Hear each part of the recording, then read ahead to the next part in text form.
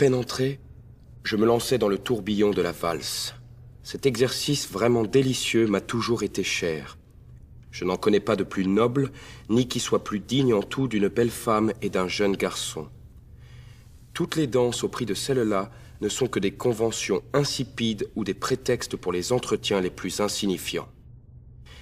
C'est véritablement posséder en quelque sorte une femme que de la tenir une demi-heure dans ses bras et de l'entraîner ainsi, palpitante malgré elle et non sans quelques risques, de telle sorte qu'on ne pourrait dire si on la protège ou si on la force. Quelques-unes se livrent alors avec une si voluptueuse pudeur, avec un si doux et si pur abandon, qu'on ne sait si ce qu'on ressent près d'elles est du désir ou de la crainte, et si, en les serrant sur son cœur, on se pâmerait ou on les briserait comme des roseaux. L'Allemagne, où l'on a inventé cette danse, est à coup sûr un pays où l'on aime. Je tenais dans mes bras une superbe danseuse d'un théâtre d'Italie, venue à Paris pour le carnaval.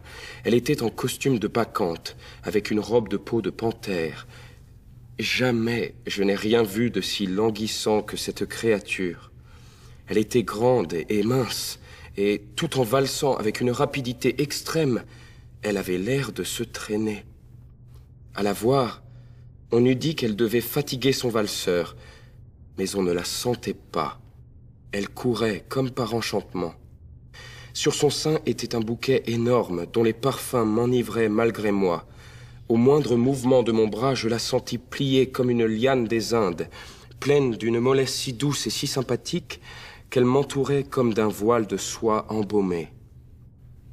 À chaque tour, on entendait à peine un léger froissement de son collier sur sa ceinture de métal.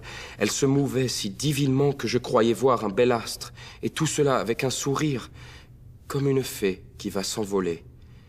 La musique de la valse, tendre et voluptueuse, avait l'air de lui sortir des lèvres, tandis que sa tête, chargée d'une forêt de cheveux noirs tressés en nattes, penchait en arrière, comme si son cou eût été trop faible pour la porter. Lorsque la valse fut finie, je me jetai sur une chaise au fond d'un boudoir. Mon cœur battait, j'étais hors de moi. « Oh, Dieu !» m'écriai-je, « comment cela est-il possible? Oh, monstre superbe! Oh, beau reptile!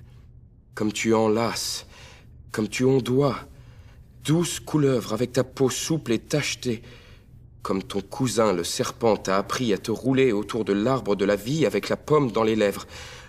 Oh, Mélusine! Oh, Mélusine! Les cœurs des hommes sont à toi. Tu le sais bien. Enchanteresse, avec ta moelleuse langueur qui n'a pas l'air de s'en douter. Tu sais bien que tu perds. Tu sais bien que tu noies. Tu sais qu'on va souffrir lorsqu'on t'aura touché. Tu sais qu'on meurt de tes sourires, du parfum de tes fleurs, du contact de tes voluptés. Voilà pourquoi tu te livres avec tant de mollesse. Voilà pourquoi ton sourire est si doux, tes fleurs si fraîches. Voilà pourquoi tu poses si doucement ton bras sur nos épaules. Oh, Dieu. Oh, Dieu. Que veux-tu donc de nous ?